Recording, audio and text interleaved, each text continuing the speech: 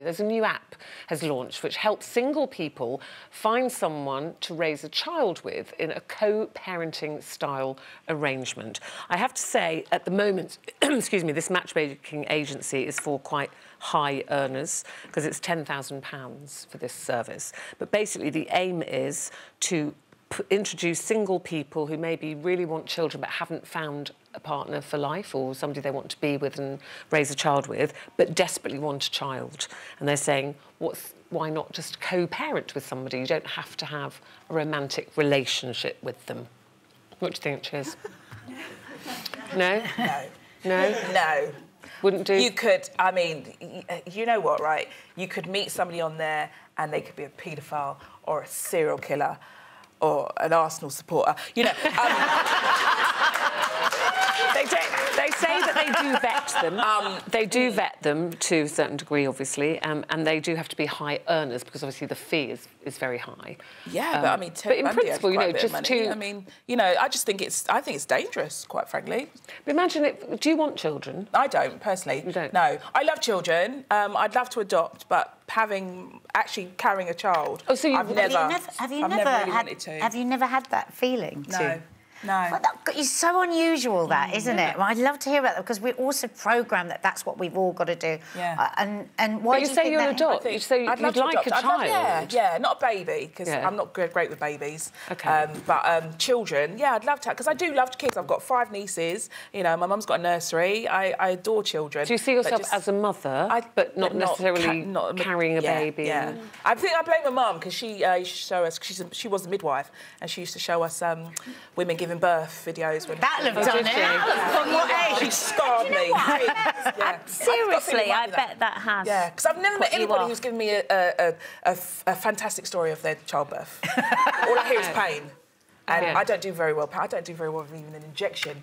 So that, oh no. I wasn't sure when I heard this because I thought, is this again people just saying I want this, so and I want it now, and therefore I should have it? And I was thinking, what about the child? Because you know you might be matched with somebody that says, oh yes, I'll co-parent, and then they might turn out to be a terrible co-parent, and you know who's thinking of the child who's in the middle just because the two of you decided that you didn't want to be in a relationship. And also there's a responsibility with having a child, isn't there? Yeah. It's almost like saying, oh yeah, I want a child, but I don't want everything that goes with it. I don't want the relationship and having to be responsible and but it also could be just somebody that's single, that desperately wants a child, that hasn't been lucky enough to find somebody to co-parent with and can't actually manage with work and stuff to be a single parent. So, yeah, I can hear the things that are worrying about it, but I also...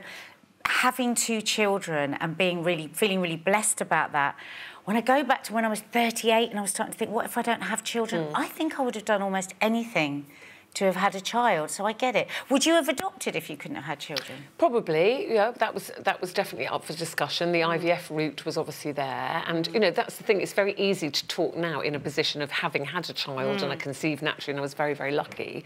But it did worry me at the time because we knew friends who'd had IVF treatment and it had really affected their relationship very badly because I think it becomes like a desperation then and everything is about, you know, the baby and getting pregnant and going for your appointments, and I think it's hard for both parties. But I definitely was very broody. You know, I was getting to that stage. So maybe you don't know at that point. Exactly. And if this had come up, you might.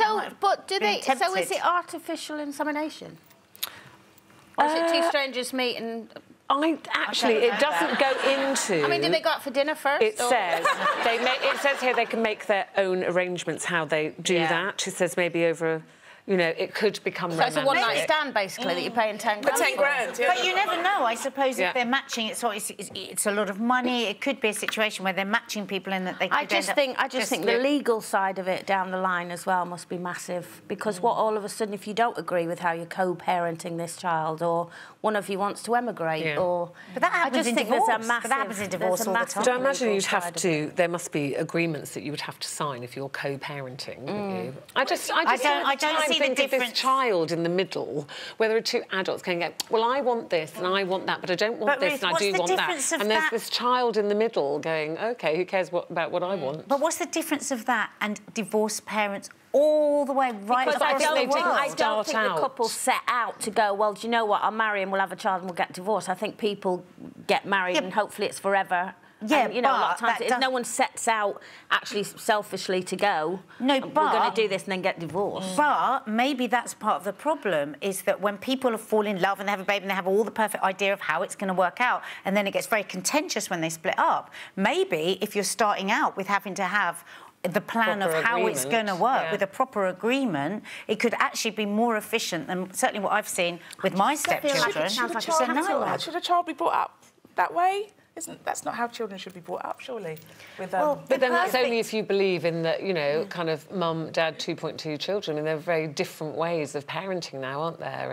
And if two people have a lot of love for a child, I suppose. I mean, I have kind of changed, you know, as we were talking about this and I was reading about it, I'm thinking, well, I'm in a very fortunate position. I have a child, but maybe if you're, you know, in your late 30s, early 40s, and you haven't met the the one that you want to be with and have a child with, and there's somebody else that feels the same, you meet, you're not romantically linked, but actually you would be very strong candidates and to be parents. You know what they should call that app? How I Met Your Mother. Right.